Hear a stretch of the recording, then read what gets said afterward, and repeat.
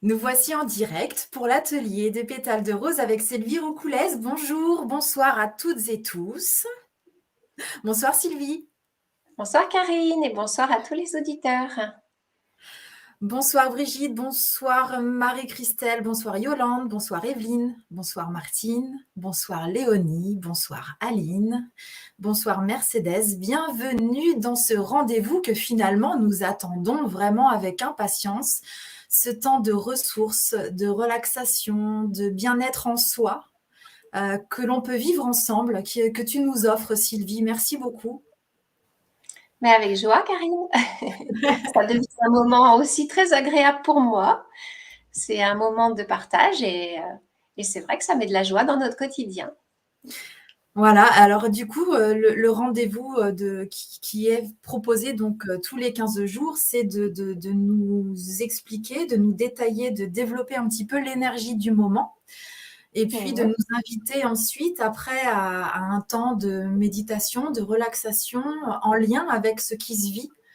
Donc on a hâte de t'entendre nous expliquer un petit peu ce qui est dans l'air de ce temps présent.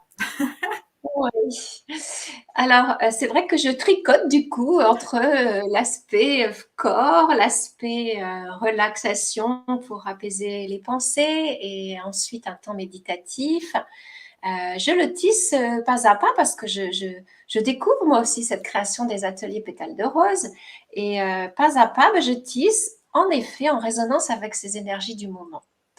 Et alors les énergies du moment, on avait commencé à les éclairer lors de la lunaison il y a 15 jours. Hein, la nouvelle lune était à peu près au même moment, parce qu'on n'a pas forcément les rendez-vous pile au même jour, mais c'est On pas n'est pas ça loin. qui est le plus important. Voilà, on est vraiment dans une continuité énergétique. Et donc là, depuis octobre, eh bien, nous sommes dans alors, si on regarde du côté des astres, nous sommes dans ce moment de balance, marqué par le signe de la balance, qui nous invite à trouver un équilibre, une harmonie, une justesse ou une justice dans nos relations. Donc, j'avais invité la dernière fois à aller vraiment dans un espace en conscience tourné vers la paix, vers l'harmonie. Donc, invitation aussi à aller dans la nature, à aller vous ressourcer, à aller contacter la beauté aussi que l'on peut trouver autour de nous, pour tout simplement pour nourrir notre cœur et traverser la vie avec tous ces événements qui, voilà, se passent les uns après les autres. Et justement, ce mois d'octobre, je ne sais pas pour vous, mais pour ma part, et puis je peux voir un petit peu autour de moi, les énergies sont quand même très puissantes. Et l'harmonie au quotidien, c'est quand même un défi. Hein. C'est un défi. Et là, j'ai quelque chose que j'ai vraiment découvert à travers cette lecture du ciel qui m'inspire beaucoup. C'est que cette notion de justice dans nos relations, eh bien, elle est aussi liée au fait qu'il est important d'accueillir aussi l'idée que le conflit, la difficulté puisse faire aussi partie de la relation. Non pas pour partir à la guerre, mais pour s'affirmer et poser avec justice la part qui revient à soi et la part qui revient à l'autre. Savoir être dans l'écoute de l'autre, mais aussi et avant tout dans l'écoute de soi et dans le respect de soi. Parce que c'est cet amour de soi, c'est ce respect qui va permettre ensuite une relation plus équilibrée avec l'autre. Donc la peur du conflit est souvent un obstacle dans l'harmonisation de nos relations. On peut avoir des croyances qui nous empêchent de toucher des émotions comme la colère, comme la tristesse aussi qui vient souvent après la colère. Et ces émotions vont pourtant faire partie, à un moment donné, de la traversée émotionnelle à, à relever. C'est un défi dans nos vies en permanence. Et ce mois d'octobre nous met ça, mais alors à la loupe. Et je vais vous expliquer pourquoi. Alors déjà, je vais vous expliquer du côté astrologique. Mais ce qui est extraordinaire ce mois d'octobre, c'est qu'on a une résonance parfaite avec la numérologie. Hein. On était dans un mois 6, j'y reviendrai après, le 6 en numérologie, qui nous invite aussi à la justice, à l'harmonie.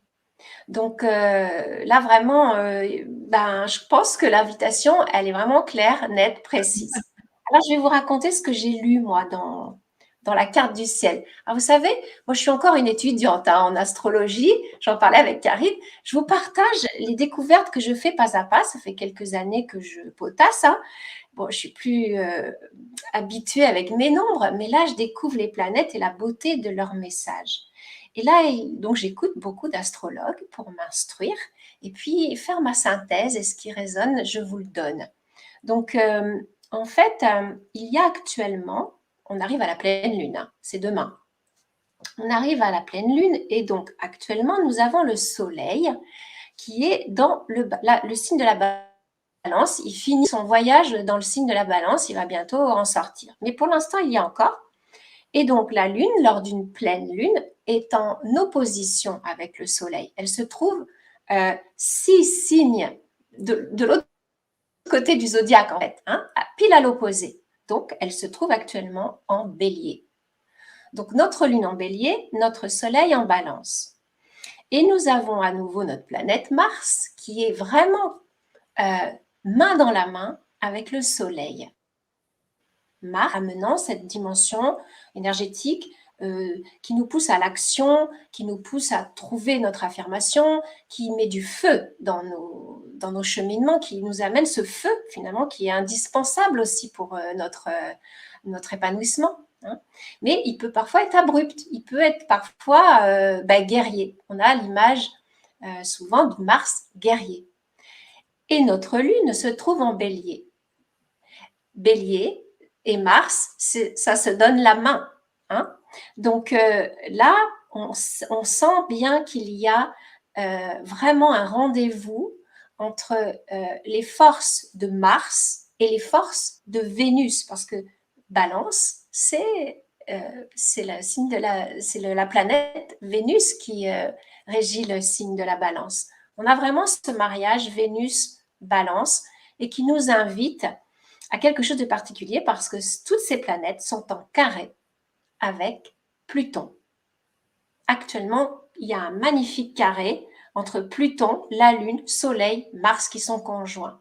Et ça nous amène à avoir il y a une force là qui nous pousse à aller en profondeur de nous-mêmes pour comprendre comment trouver cet équilibre. Donc forcément, il peut y avoir des moments plus délicats, plus feu, qui vont nous retrancher au niveau émotionnel et nous mettre finalement au bout de nos résistances pour toucher peut-être parfois de la colère, des saturations, des agitations, des énervements et des émotions parfois plus douloureuses qui vont avec. Donc là, c'est l'occasion vraiment d'accueillir ça. Non pas de rejeter ces émotions, mais de les accueillir pleinement pour en faire quelque chose de constructif, pour pouvoir rééquilibrer les relations. Parce que s'il y a frustration, s'il y a colère, c'est qu'il y a déséquilibre. C'est qu'il y a dans la relation, à un moment donné, un déséquilibre entre les deux protagonistes de la relation. Où il y a certainement, en général, c'est comme ça que ça fonctionne, quelqu'un qui va être plus dans la domination et l'autre plus en soumission. Et cet équilibre, c'est là qu'on trouve la paix. Et si on maintient par un désir de trop grande bienveillance, ça peut devenir plus destructeur que constructeur. La bienveillance poussée à l'extrême peut amener à un déséquilibre. Une bienveillance qui ne fait pas, qui ne reconnaît plus nos besoins profonds. Voilà.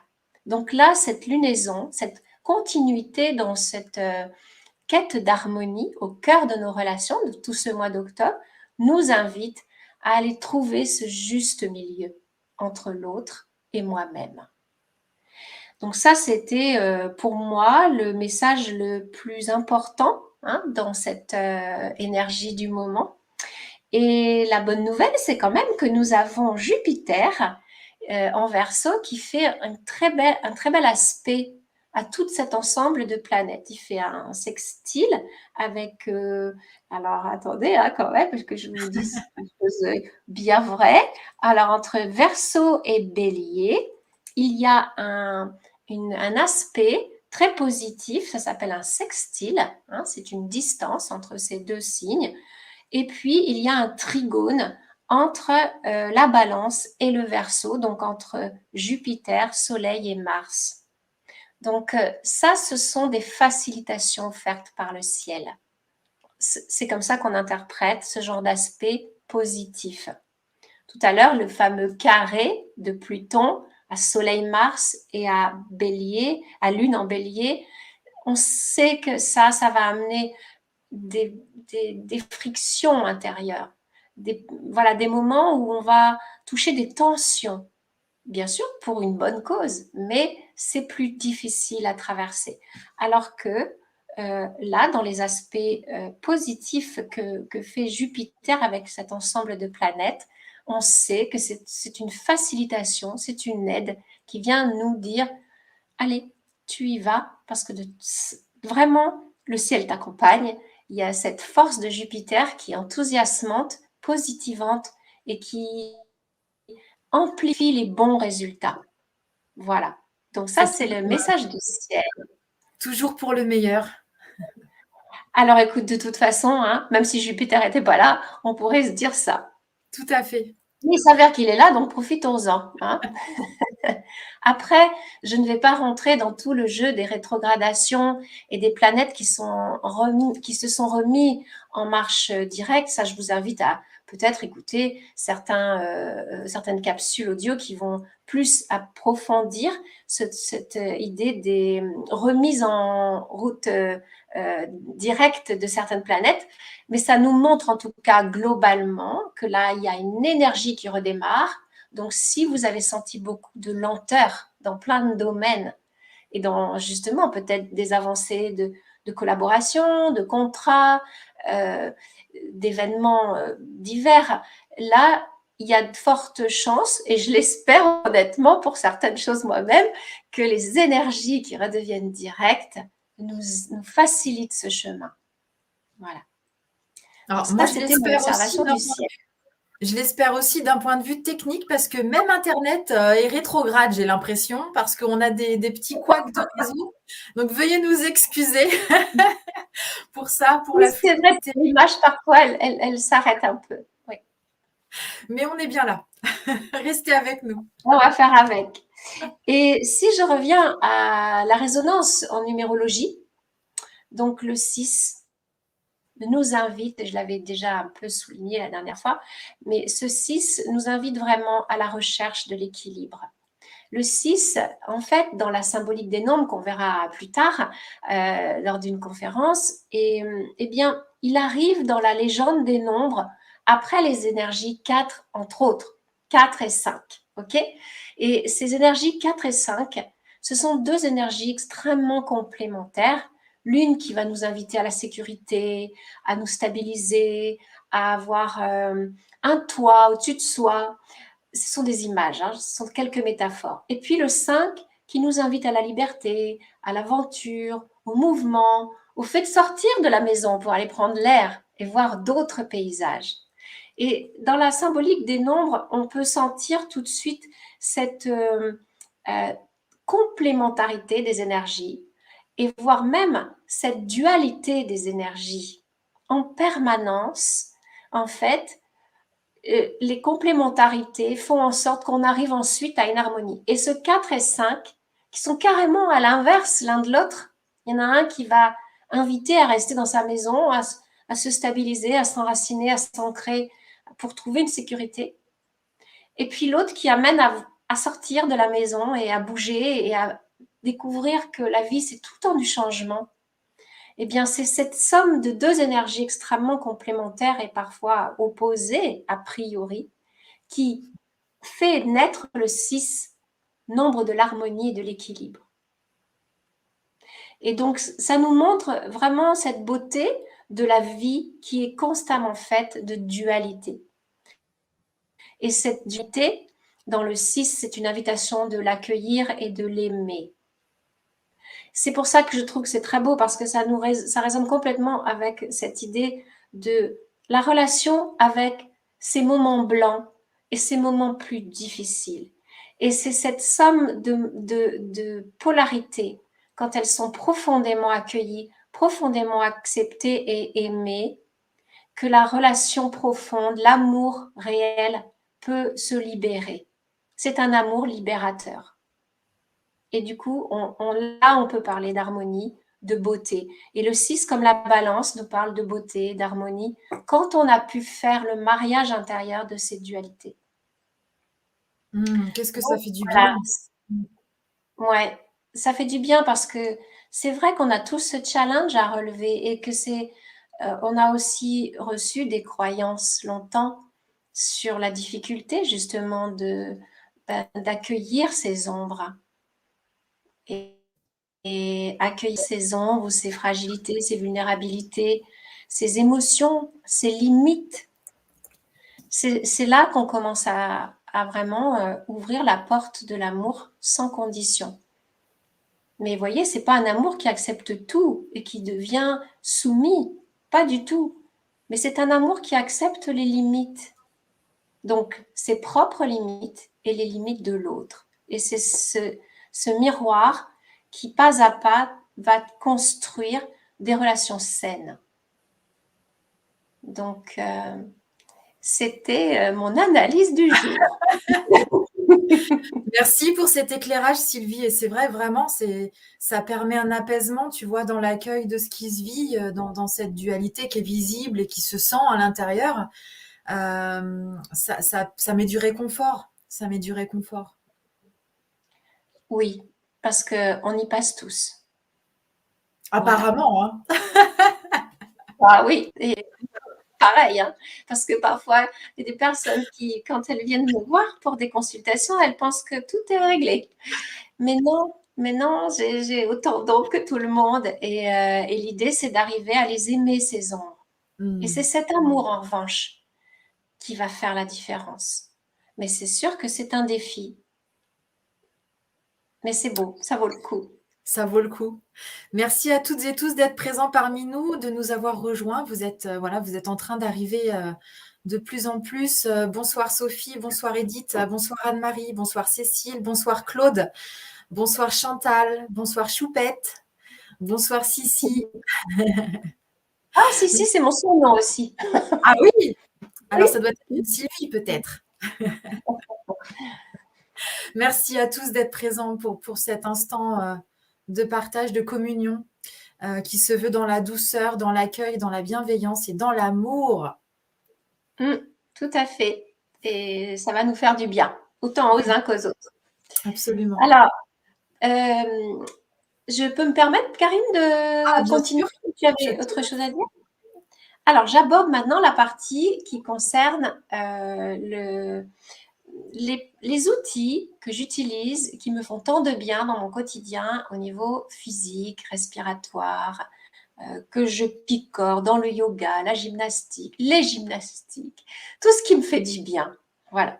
Parce que c'est pas ici la prétention de vous donner des cours, c'est de vous aider à retrouver l'envie de bouger ce corps, d'aimer ce corps, de vénérer ce temple à votre manière, et surtout, voilà, de sentir que, bien sûr, on n'a pas tous les mêmes limites au même moment. Hein. Il y a des moments où on est confronté à certaines choses qui peuvent handicaper ou limiter le corps.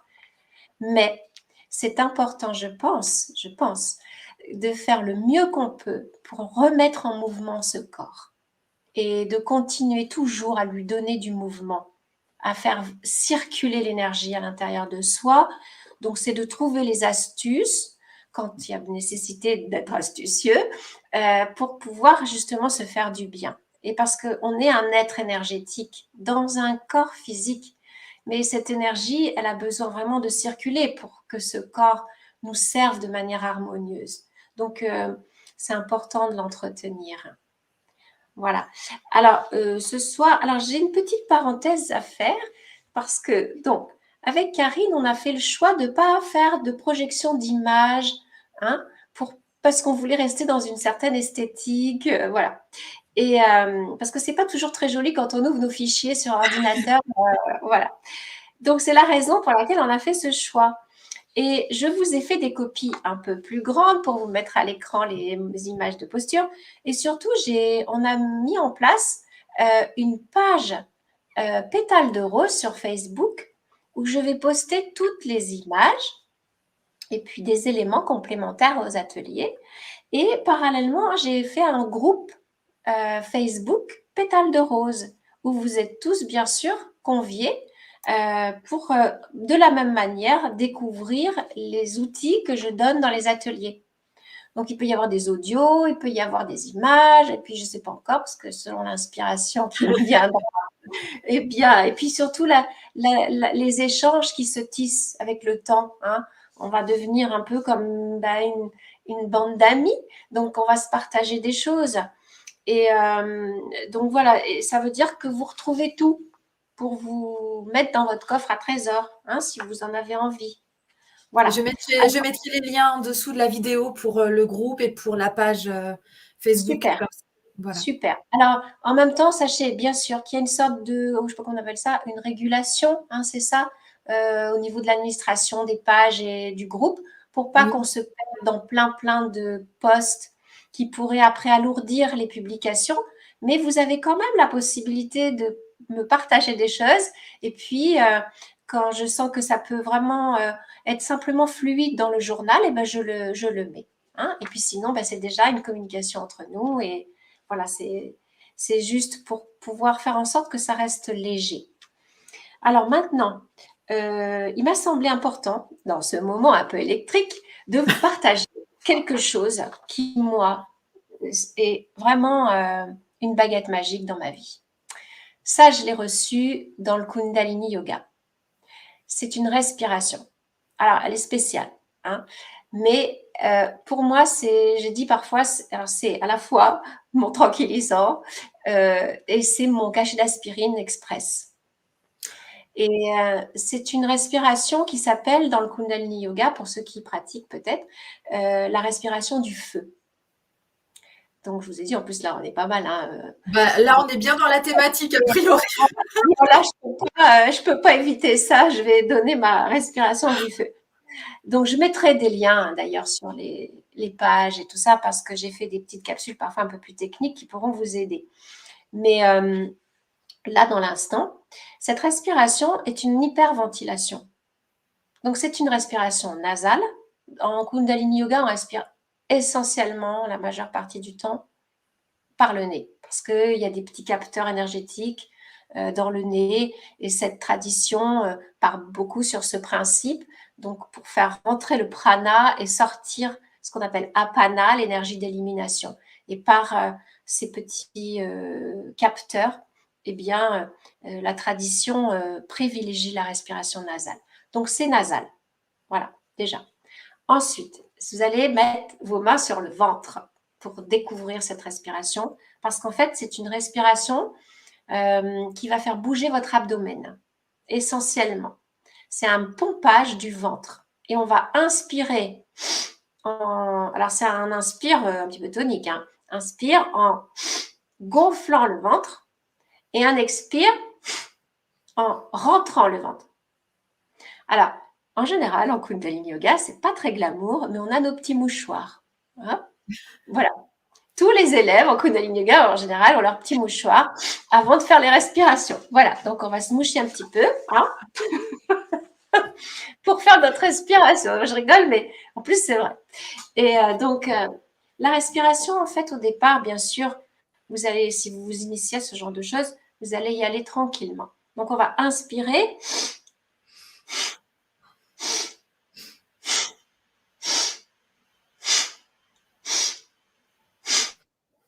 Voilà, je ne vais pas le faire longtemps. Je vous laisserai une capsule technique sur la page ou dans le groupe qui vous donnera vraiment un accompagnement total. Donc là, l'idée, c'est vraiment de gonfler votre ventre, de lâcher le ventre à l'abdomen sur l'inspire et expire, je le rentre d'un petit coup sec vers l'intérieur, comme si votre nombril allait vraiment profondément à l'intérieur. Hein, et ça va devenir un peu comme un mouvement de souffler. Vous voyez, quand on l'attise à un feu de cheminée avec un soufflet, eh bien votre ventre en fait va devenir comme ce petit soufflet pour attiser le feu intérieur. Ça c'est l'image en Kundalini Yoga. On va venir attiser notre feu intérieur. Énergétiquement, c'est une respiration qui va vous amener beaucoup d'énergie et qui en fait décontracte de manière express le mental. Donc, quand vous avez un mental surchargé, vous faites quelques instants de respiration du feu, sachant qu'en Kundalini Yoga, on fait plusieurs minutes. Voilà, vous faites au moins 1, 2, 3 minutes, hein, selon votre envie et puis votre sensation de bien-être. Et pas à pas, vous allez voir, c'est très agréable à faire et on y prend Est-ce goût que et ça ça peut devient est-ce que ça fait tourner un petit peu la tête au début quand ça on le peut fait? faire. Alors voilà, les personnes qui auraient des vertiges, Oui. c'est peut-être quelque chose à faire très doucement. Pour le coup, de faire ce mouvement, c'est bien parce que ça va mettre en mouvement tout ce bas du corps et les chakras inférieurs du corps. Mais allez-y en douceur parce que ça peut provoquer des vertiges pour les personnes qui auraient vraiment une sensibilité à ce niveau-là. Parce qu'il y a beaucoup de personnes qui ne vont pas du tout être ennuyées, hein. Donc là, puis là, on le fait en statique. On ne le fait pas dans une posture. Parce qu'en Kundalini Yoga, on peut le faire avec des postures. Voilà. On peut même le faire la tête en bas, hein, en chandelle. Voilà. Je ne vous ferai pas faire ça. Pas ici, en tout cas. Et donc, l'idée, c'est que vous puissiez vraiment vous faire cette hyperventilation pendant quelques instants. Moi, vous voyez, je la pratique même parfois pendant un quart d'heure, voire presque 20-25 minutes, quand je vais balader mon chien. Ah oui! Oui, aujourd'hui, je vais vous dire la vérité, j'ai fait beaucoup d'ordinateur ce matin et j'étais vraiment mais dans un moment où j'étais épuisée, mais un épuisement parce que j'avais beaucoup été sur les écrans. Voilà, je sentais que mon énergie était ouh. Donc je suis partie et dans les jardins, là, balader mon chien. Et là, j'ai fait ma respiration du feu. Bon, les gens parfois s'interrogent quand ils m'entendent, mais c'est pas grave. Et j'essaie de faire quand il n'y a personne. Et donc, je faisais ma petite ventilation, mon petit mouvement du ventre et je promenais mon chien. C'est tout simple. Vous pouvez le faire, en fait, comme ça, quoi, comme ça vous vient. Et, et donc, en quelques instants, en quelques minutes, voire 2-3 minutes, vous allez avoir des douleurs qui disparaissent, des décontractions musculaires qui s'effacent. Vous allez avoir une hyperoxygénation du cerveau, donc qui vient décontracter vraiment, mais très rapidement, l'anxiété, la tension, sans parler forcément d'anxiété, les tensions. Et c'est une respiration qui est très favorisée parce que, dans le Kundalini Yoga parce qu'elle aide beaucoup les personnes à se libérer du stress très vite, c'est-à-dire à déconnecter du mental. On prend tout de suite une distance. Voilà. Donc ça, j'avais envie de vous partager ça. Moi, personnellement, quand... Pardon? C'est un sacré cadeau que tu nous fais là. Ben, ça a été un cadeau pour moi dans ma vie, cette respiration. Mais vraiment. Et alors, bien sûr, allez-y en douceur. Commencez tranquille. Et puis, vous allez le dire, amenez la vitesse qui vous convient pas à pas. Mais aussi de bouger cet abdomen. Hein. Et alors, souvent, donc, en général, en Kundalini Yoga, en fin de respiration, vous voulez faire une pause, vous inspirez profondément, puis vous gardez l'air. Puis là, vous pouvez serrer un peu les sphincters, le bas du corps. Puis vous tirez légèrement les muscles vers le haut du corps, en direction de l'estomac. Vous plaquez vers la colonne et puis vous tirez. Alors, d'un point de vue purement physiologique, déjà, ça fait tout un travail musculaire et qui va aider, favoriser la circulation du bas du ventre. Ça va décongestionner les organes. Et puis, énergétiquement parlant, on est sur les 3 premiers chakras. Et l'idée, c'est de refaire circuler l'énergie et la faire monter, donc dans nos chakras supérieurs. Mais ça, je l'explique dans des tutos que je mettrai pour vous accompagner en complément. D'accord? Oui, super. Merci Sylvie. Voilà. Avec plaisir, Karine. Je regarde l'heure quand même pour pas être trop en dehors de mon timing. Alors, je vous ai choisi des exercices ce soir où je fais travailler les bras. parce que la dernière fois, on n'avait pas forcément sollicité cette partie du corps. Comme ça, dans votre coffre à trésors, vous aurez des choses qui travaillent en posture allongée, où vous aviez travaillé le bassin, la fameuse contraction et gainage du ventre que vous pouvez faire à souhait, hein, n'oubliez pas. La respiration thoracique, qui est totalement l'inverse de celle que je viens de vous donner. Là, pour le coup, on lâche l'abdomen, on n'est plus du tout dans du gainage. Vous voyez les complémentarités, comme ça peut être très intéressant. Et donc là, alors, c'est un exercice. Ah, on voit mieux hein, ce soir. C'est super. Voilà. Les petits moulins des bras. Donc, vous aurez les bras à l'horizontale, perpendiculaires au buste, et tout simplement, vous allez faire des petits cercles avec vos bras. C'est un mouvement, alors je ne sais pas si on le voit, voilà, c'est un petit mouvement. Hein, c'est un petit mouvement. Mais ça, vous l'aurez de poster, cette affiche, avec le texte qui va avec. Donc, l'idée, c'est de faire des petits cercles avec vos bras dans un premier sens, puis ensuite dans un second sens. Voilà. Et vous le faites, ça, c'est des petites choses qui peuvent même être faites de manière isolée.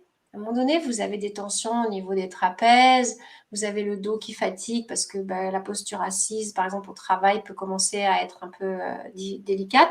Donc, vous pouvez allonger vos bras et faire ça. Et vous avez des muscles bien gainés dans vos bras quand vous faites ça, des épaules basses. Et puis, vous allez associer la respiration avec ces petits mouvements. Alors là, par exemple, je ne sais plus ce que j'ai choisi, mais je crois avoir choisi une synchronicité entre la respiration et les mouvements. Je ne sais plus exactement.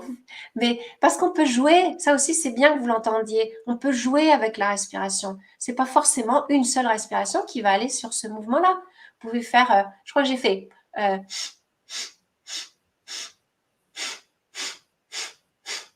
honnêtement, je ne me rappelle plus. Mais on peut jouer avec notre respiration. Donc, vous verrez, il y a un petit texte qui vous propose une respiration que je n'ai pas là en mémoire, mais qui peut donc accompagner ce mouvement des petits cercles. Et ça vous aidera du coup à faire des nombres de cercles réguliers. Voilà, c'est aussi pour ça. Et donc, vous faites un sens, vous faites un autre sens, et puis à un moment donné, vous stoppez et vous pouvez rentrer dans un étirement ensuite des bras. Et vous allez voir comme ça fait du bien. Et là, je vous propose ça.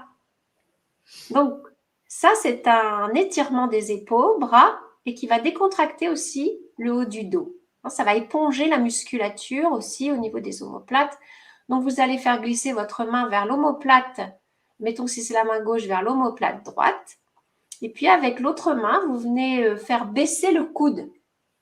Voilà. Et vous verrez, avec l'image bien tranquille, prenant le temps de faire les choses, vous allez vraiment soulager les épaules, les omoplates. Et ce sont deux mouvements qui peuvent s'enrichir l'un l'autre. Hein. Et puis, vous pouvez faire que ça. Puis, vous repartez travailler. Vous pouvez aussi l'associer, bien sûr, à d'autres exercices. Bien sûr, j'ai pensé aux personnes qui pouvaient avoir un problème avec une épaule. Alors, j'en ai un autre. Non, voilà. Parce que croyez pas que Sylvie va vous laisser comme ça. Hein. Ah bah non, hein. Non, on va trouver des astuces. Donc là, au lieu bien sûr de lever cette épaule qui peut peut-être à un moment donné être plus voilà, fragisée, eh bien vous pouvez tout simplement croiser vos doigts dans l'arrière du dos, tendre vos bras et puis éponger toujours la musculature au niveau des omoplates. C'est ça. Voilà. Mais ça, c'est intéressant de le faire aussi après l'autre, des petits moulins. Parce qu'on a sollicité la musculature des bras, on a commencé à réchauffer le corps, à lubrifier les articulations, à remettre de l'énergie en mouvement. Et ensuite, on s'étire. Donc, la complémentarité entre les deux amène beaucoup de bien-être. Ouais, Après, c'est qu'on prend du plaisir. Hein. Oui, d'ailleurs, on a un petit retour, Sylvie, d'Evelyne qui nous dit « Je fais souvent cet exercice qui permet aussi l'ouverture du cœur. » Ah, bah oui, c'est ça. Je n'ai pas abordé l'aspect énergétique et c'est très juste. Tout à fait. En fait, à chaque fois, alors ça, après, c'est la vision du yoga où l'on va en même temps aller sentir ce que ça peut apporter au niveau des chakras. Ça, c'est aussi tout un art. Et voilà, j'y vais tout en douceur parce que moi-même, parfois, hein, je peux oublier des choses. Donc, c'est très bien. C'est très, très bien. Et puis, je vous ai ajouté quelque chose. Alors, ah oui, ce mouvement-là des bras à l'arrière, là, vous voyez, j'ai trouvé un petit bonhomme qui le fait. Et bien, vous pouvez aussi lever, baisser. Voilà. Donc ça, vous pouvez, c'est tout simple. Et vous respirez. Vous pouvez associer la respiration avec la dynamique. C'est la particularité du Kundalini Yoga. On accompagne le mouvement d'une respiration assez puissante en général, mais vous pouvez aussi, selon le besoin du moment, le faire en douceur. Et donc, on alterne un mouvement avec un inspire, l'autre mouvement avec un expire. Ça, ce sont vraiment les ingrédients typiques du Kundalini Yoga, qu'on va moins retrouver, par exemple, dans le Hatha Yoga, qui nous invite à plus de postures, qui restent, alors, soit qui sont dans une chorégraphie comme la salutation au soleil, donc dans une dynamique de mouvement, un enchaînement, soit dans des postures tenues longtemps dans le temps. En Kundalini Yoga, on trouve ça, mais on trouve aussi beaucoup de postures qui ressemblent à de la gym, où on associe le souffle de manière tonique sur le mouvement. Voilà. Et c'est ça que j'ai beaucoup aimé dans cet art-là. Et je vous donne ce dernier petit visuel qui est, alors ça c'est donc toujours avec les bras. Quand on est dans notre série de bras, on monte les bras, on les redescend, on les monte, on les redescend en gainant. Hein, on a fait tout à l'heure à l'horizontale, bah après on fait en vertical. Et alors, ça c'est vraiment quelque chose qui est à découvrir. Ce sont les élastiques. Tu connais, Karine, les élastiques? Ouais, j'adore. Et ben voilà, donc on peut s'acheter dans certaines boutiques de sport une petite série d'élastiques et on vient donc rajouter des élastiques dans nos mouvements pour pouvoir amener une résistance au niveau musculaire. Et là, vous allez vous muscler. Ou alors, vous pouvez prendre des petites haltères. Hein. Mais ça, c'est vous qui allez doser pas à pas le petit poids à mettre ou le moyen poids ou le gros poids à mettre selon vos possibilités. Puis si vous avez des doutes sur vos possibilités, faites-vous au départ accompagner par quelqu'un qui peut vous guider pour remettre le mouvement en route. Oui, le but, c'est pas de Voilà. se faire mal, effectivement. Non, mais en revanche, tu vois, Karine, bon, moi, je suis née avec un petit souci de dos. Hein, je suis née comme ça. Et pendant longtemps, il y a eu dans les courants médicaux beaucoup de visions de prudence, tu vois, pour faire attention, euh, pas se faire mal, pas faire comme ci, pas faire comme ça. Moi, j'ai fait partie de cette génération à un moment donné où j'ai reçu beaucoup de conseils qui pouvaient m'arrêter dans le mouvement. Et les gens Trop limitant. Ah le oui. corps médical pensait totalement bien faire. Il ne s'agit pas de remettre en question, ça fait partie de l'évolution des choses. Et actuellement, je vous disais, j'ai rencontré ce kiné qui est formidable. Et je dis ça parce que ça fait partie de ces générations aujourd'hui qui sont en train d'amener une nouvelle vision, bien sûr, parce qu'ils l'ont reçu eux-mêmes de leurs professeurs, qui ont fait leur synthèse depuis ces dernières décennies et qui amènent maintenant à nous refamiliariser beaucoup plus librement avec le mouvement, à sortir de la phobie du mouvement et à reprendre confiance dans son corps au-delà de certaines croyances qui autrefois pouvaient nous mettre des carcans très limitants. Et moi, je redécouvre une liberté de mouvement que je ne connaissais plus et je ne pensais même pas que je pourrais y avoir accès un jour. Et je trouve que c'est un magnifique cadeau. Et c'est la vision de la rééducation aujourd'hui dans le mouvement. Et je trouve que c'est chouette qu'on puisse se dire, ouais, il y a des choses qu'on peut vraiment changer et qu'on peut guérir dans nos corps si on lâche nos peurs. Voilà. Donc, je trouve que le corps médical, lui aussi, il avance dans cette même direction de comprendre à quel point notre psychisme, nos limites, nos mémoires agissent sur le corps et que c'est important de pouvoir se remettre en question parfois et d'accueillir cette nouvelle connaissance du mouvement. Absolument. Je pense que ça va faire écho aux personnes qui sont avec nous ici en cet instant, de comprendre tout ce potentiel qui existe, qui est là présent finalement. Oui, moi je suis vraiment mais pleine de gratitude dans cette rencontre que je vis actuellement parce que ce jeune garçon qui pourrait être mon fils, eh bien, il est en train de m'ouvrir les yeux sur quelque chose. Alors c'est sûr que c'était le fruit d'un long chemin de nettoyage de mémoire aussi pour ma part en amont. Mais je me dis parfois que je me suis attirée, eh bien, un thérapeute maintenant qui vient m'offrir à nouveau cette liberté de mouvement que c'est vrai, j'ai été aussi travailler par ailleurs au niveau énergétique en amont. Alors, je me permets, Sylvie, de rebondir par rapport à ce que tu dis, parce qu'on a pu te découvrir il y a quelques jours lors d'une conférence où tu as parlé de ton parcours, où tu as expliqué un peu toutes les voies que tu as expérimentées, que tu as travaillées professionnellement et personnellement, intimement.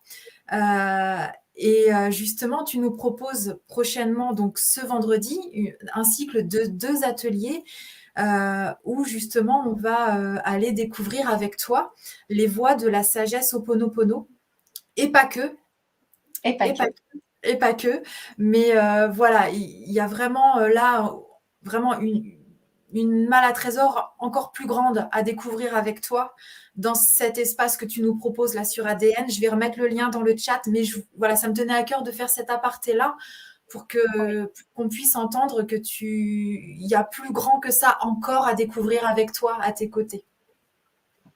Bah merci Karine de rappeler voilà cette proposition qu'on fait ensemble actuellement sur ADN. C'est vrai que pour moi, pour moi-même, c'est le fruit d'un long travail, d'un long chemin. Hein. Et c'est sûr que là, quand j'ai commencé à ouvrir cette porte du monde chamanique, d'abord avec la rencontre de cette sagesse du Pono et toutes ces lois spirituelles si sobres, si épurées, si simples, mais si profondes, là, je m'y suis complètement reconnue. Ça m'a initiée à ce monde énergétique d'une manière plus consciente. Et puis ensuite, il y a eu un chemin avec des guérisseurs et cette découverte des rituels de libération des mémoires, dans l'idée de devenir autonome dans cette guérison. Et c'est ça qu'on va partager dans les ateliers. Donc, on va d'abord, en effet, aller ouvrir le chapitre dans un premier temps avec le Pono et toute sa belle philosophie qui est vraiment la base de tout. Et ces rituels plus spécifiques que j'ai recueillis après et qui viennent enrichir ce Pono d'approche énergétique vraiment, je trouve, remarquable. Et moi, je suis en chemin, hein, comme vous, mais je vois pas à pas les transformations dans ma vie et je vois les fruits que ça m'apporte, sincèrement. J'ai pas encore terminé d'affiner tout, mais déjà, ce que j'ai goûté et reçu, je peux vous l'offrir. Et puis, de toute façon, l'idée après, c'est que vous alliez vers votre autonomie. Donc, on est tous dans cet esprit-là, en train de cheminer. L'idée, c'est de se transmettre l'information, la connaissance. Et de gagner du temps aussi. Parce que en fait, tout ce que tu as étudié pour nous, tout ce que tu as testé aussi, voilà, on ne peut pas dire autrement, hein, tu l'as vraiment vécu, tu le mets en pratique, tu vas nous permettre d'aller plus droit au but, si je puis dire, avec ton expérience. Donc c'est vraiment un gain de temps, on peut plus trop faire l'impasse voilà, sur des égarements, entre guillemets. Il y a quand même un petit peu une notion de il est temps, il est temps. C'est vrai que j'ai fait des rencontres parfois diverses, mais il y en a certaines qui ont été des rencontres phares. Et c'est celle-là, directement, que je vais vous transmettre. Extra, extra. Je te laisse reprendre ton fil, pardon pour l'aparté, mais ça me semblait essentiel de. Je t'en prie, je t'en prie. Alors, je vais vous emmener en voyage maintenant. Alors, comme on a vu, face au conflit, à l'opposition dans les relations, trouver la juste position entre soi et l'autre, eh bien, c'est un chemin. Et parfois, ça nous met en face d'émotions, de troubles intérieurs. Eh bien, ce soir, nous partons en voyage pour lâcher ces émotions qui pourraient parfois nous alourdir et les laisser s'envoler. Ok? Alors, je vous invite à vous installer confortablement. Vous retrouvez votre respiration. Inspire par le nez, expire par le nez ou la bouche, comme vous préférez.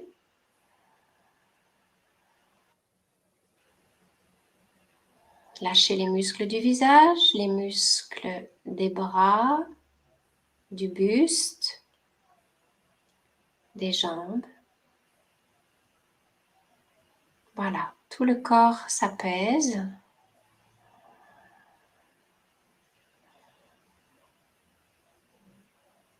Une certaine distance s'installe entre vos pensées et cet instant présent.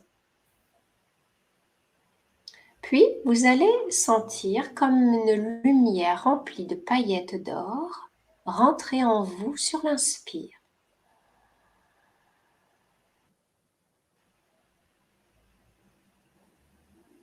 Et puis sur l'expire, vous laissez cette lumière dorée se diffuser dans le corps et aller au-delà du corps.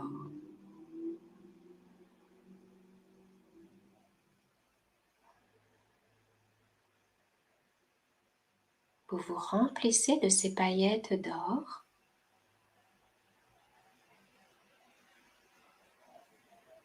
Et ces paillettes se diffusent et se mettent à briller autour du corps sur l'expire.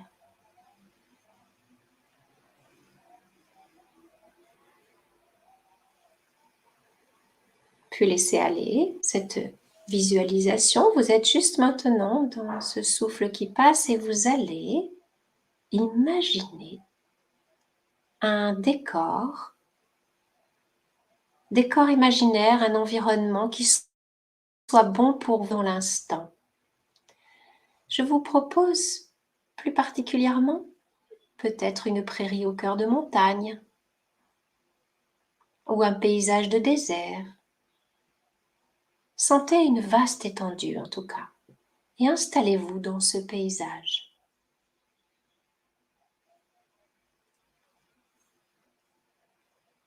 Vous êtes maintenant dans ce décor imaginaire et devant vous se pose maintenant un bel oiseau, mais un très grand oiseau. Un oiseau chevauché par un guide. L'oiseau se pose et vous voyez le guide qui vous invite à le rejoindre.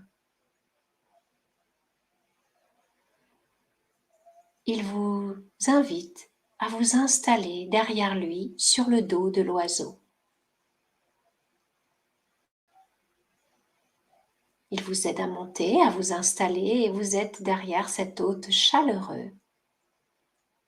Et depuis le sol maintenant, l'oiseau va décoller tout doucement. Tranquillement, il prend de la hauteur. Vous voyez le décor un peu plus de haut. Vous prenez encore un peu plus de hauteur. Vous vous sentez en totale sécurité, protégé. Vous voyez votre paysage d'un peu plus haut encore. Et là maintenant, vous avez l'idée de lâcher les émotions qui pèsent, qui vous pèsent. Alors imaginez dans vos poches comme des poignées de sable. Du sable qui pourrait encore alourdir le vol de l'oiseau. Mettez vos mains dans vos poches, prenez des poignées de sable et sortez vos mains des poches et laissez glisser le sable de vos doigts. Et le sable disparaît dans les airs, retournant à la terre. Videz les poches.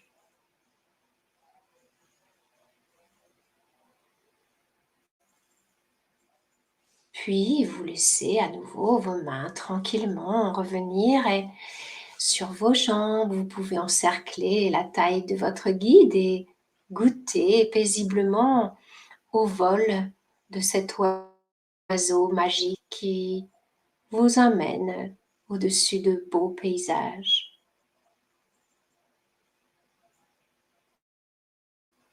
Sentez que la situation qui pouvait vous peser un peu plus tôt commence à s'alléger. Vous prenez du recul. Les émotions s'envolent pour disparaître. Vous sentez une légèreté et le vent qui vous frôle. Imaginez-vous sur ce dos d'oiseau traversant un magnifique paysage. Goûtez le silence ressourçant du ciel.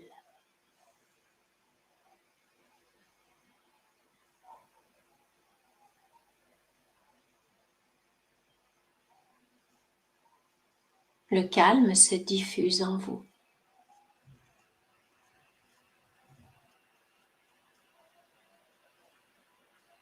Vous avez trouvé en vous ce recul face aux situations qui peuvent être traversées dans votre quotidien. Vous êtes avec ce recul, cette prise de hauteur. Inspirez et expirez. Inspirez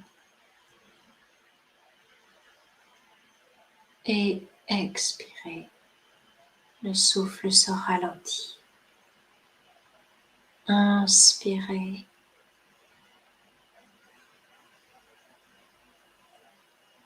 Expirez.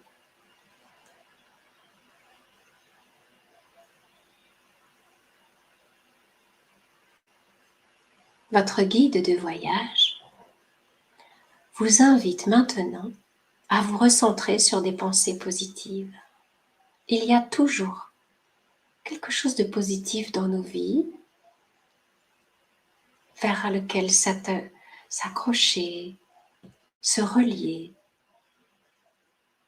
Alors, tournez votre pensée vers les êtres qui vous aiment, par exemple, et vous reconnaissent dans votre profonde identité.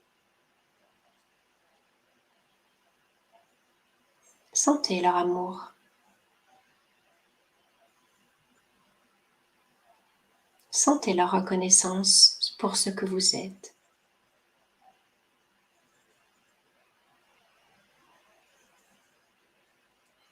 Vous vous reconnectez à l'amour qui nourrit l'estime de vous-même.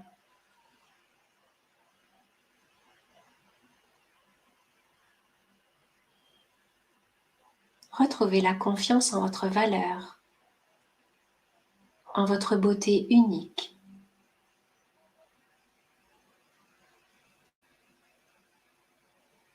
Goûtez cet amour. Ayez pleinement conscience que vous êtes tellement précieux pour ce monde.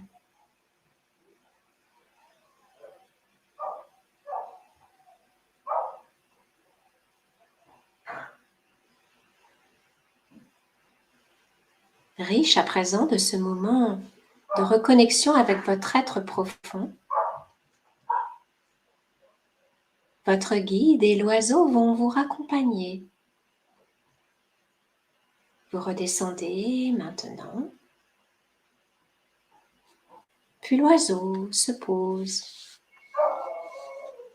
et votre guide vous aide à mettre pied à terre.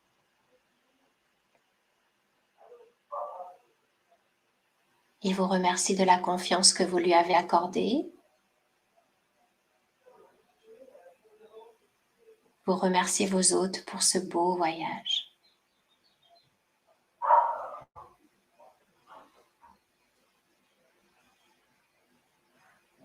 Vous sentez en vous une prise de recul qui s'est posée.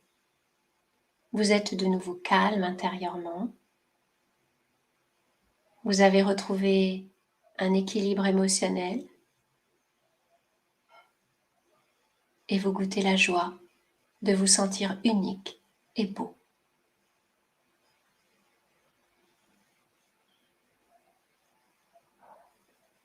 Vous pourrez, quand vous le sentez, revenir doucement vers un état de conscience ordinaire, prêt pour avancer avec calme et équilibre au cœur de vos relations.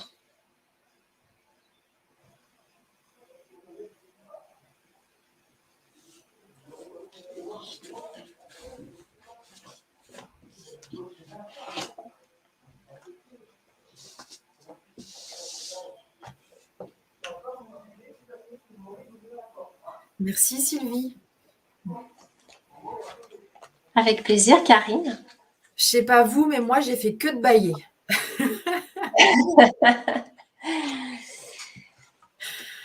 Ça fait du bien, beaucoup de bien.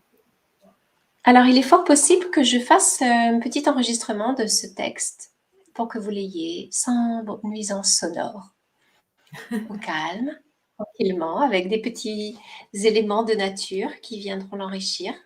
Hein, quand j'aurai le temps, je le ferai et je le posterai. C'est un bien joli voyage dans un. On a l'impression de rentrer dans un film, tu vois, dans un. Ouais, dans un film. Vraiment magnifique. Tant Merci. mieux. Ça peut être une image que vous pouvez vous approprier aussi et à refaire seul, à votre manière, à voir votre ami oiseau pour prendre de la hauteur au moment où il peut y avoir des choses plus délicates et prendre de la hauteur par vous-même dans cette visualisation qui devient la vôtre et puis vous remettez en route cette estime de vous-même en vous connectant aux gens qui vous aiment. Voilà, et vous revenez enrichi. Et c'est quelque chose que vous pouvez vraiment faire en quelques instants, au fur et à mesure. Voilà. Est-ce que j'ai encore un petit peu de temps, Karine? Il reste quelques minutes, quelques petites minutes. Bon. Alors écoute, je vais terminer avec quelques petites minutes. Je vous ai fait le choix de quelque chose qui a nourri ma vie pendant très longtemps. Ça s'appelle le tarot de la transformation. Et ce sont les héritages du maître indien Osho, qu'on appelait aussi autrefois Rajneesh Bhagwan, et qui a transmis beaucoup d'enseignements tantriques donc à l'Occident dans les années 80, 90. Et donc, c'est un jeu de tarot qui m'a été offert, moi, quand j'étais élève en yoga, puisque le Kundalini Yoga est un yoga tantrique, hein, donc j'étais vraiment nourrie par ces enseignements-là. Et ce petit tarot, c'est pas du tout un tarot divinatoire, c'est un tarot qui rassemble des sagesses du monde entier. Ce sont des petits contes philosophiques. Voilà. Et donc, on tire une carte de temps en temps et on se nourrit de cette culture qui nous vient du monde entier. La carte que j'ai tirée est celle-ci. J'ai tiré ce matin en me disant, c'est celle que je veux pour nous tous ce soir. Ça s'appelle l'avidité ou au-delà de l'avidité. Une parabole sur l'ambition et l'impatience. En fait, si vous voulez, pour finir, ce qui me venait, c'était qu'on travaille sur l'acceptation. L'acceptation. Une des lois spirituelles du Pono, une des lois fondamentales. Et donc, cette petite parabole, je trouve, illustre bien ça. Je vais vous raconter une histoire, une ancienne parabole hindoue. Un grand saint, Narada, se rendait au paradis. Il voyageait souvent entre le paradis et la terre. Il faisait office de facteur entre ce monde-ci et l'autre. Il servait de lien. Il rencontra un vieux sage très âgé, assis sous un arbre et récitant son mantra. Il répétait ce mantra depuis des années, depuis des vies peut-être. Narada lui demanda « Aurais-tu une question ? Voudrais-tu adresser un message au Seigneur ?» Le vieil homme ouvrit les yeux et dit « Juste une chose. Demande combien de temps vais-je devoir encore attendre ?» Combien de temps? Dis-lui que j'en ai assez. Depuis des vies, je récite ce mantra. Alors maintenant, pendant combien de temps encore suis-je supposé le faire? Je suis fatiguée et il m'ennuie à mourir. Tout à côté du vieux sage, sous un autre arbre, se trouvait un jeune homme qui jouait de l'ektara, un instrument à une corde, et il dansait. Narada lui demanda en plaisantant: Aimerais-tu également demander dans combien de temps tu t'illumineras? Et le jeune homme ne prit même pas la peine de répondre. Il continua sa danse. Narada lui dit à nouveau: Je vais chez le Seigneur. As-tu un message? Le jeune homme se mit à rire tout en continuant de danser. Quelques jours plus tard, lorsque Narada fut de retour, il dit au vieil homme: Dieu dit que tu devras attendre au moins 3 vies de plus. Le vieil homme entra dans une telle colère qu'il en jeta son chapelet et fut sur le point de frapper Narada. Il s'écria: C'est absurde, j'ai attendu et j'ai pratiqué toutes sortes d'austérités, chanté des mantras, jeûné, j'ai fait tous les rituels, j'ai rempli toutes les conditions. 3 vies, mais c'est injuste. Sous son arbre, le jeune homme dansait toujours très joyeusement. Narada hésitait, mais il alla quand même lui dire: Bon, bien que tu ne l'aies pas demandé, par curiosité j'ai posé la question. Lorsque le Seigneur répondit que le vieil homme devait attendre encore 3 vies, je lui ai demandé au sujet du jeune homme voisin qui danse en jouant de l'ektara. Il a dit: Ce jeune homme, il devra attendre autant de vies qu'il y a de feuilles sur l'arbre sous lequel il danse. Le jeune homme se mit à danser avec encore plus d'entrain et dit: Seulement autant de vies qu'il y a de feuilles sur cet arbre? Alors ce n'est pas bien loin, j'y suis déjà. Imaginez combien d'arbres il y a sur toute la terre. En comparaison, ce n'est vraiment pas beaucoup. Merci, monsieur, d'avoir posé la question. Et il se remit à danser. Et l'histoire raconte que le jeune homme s'éveilla à l'instant même.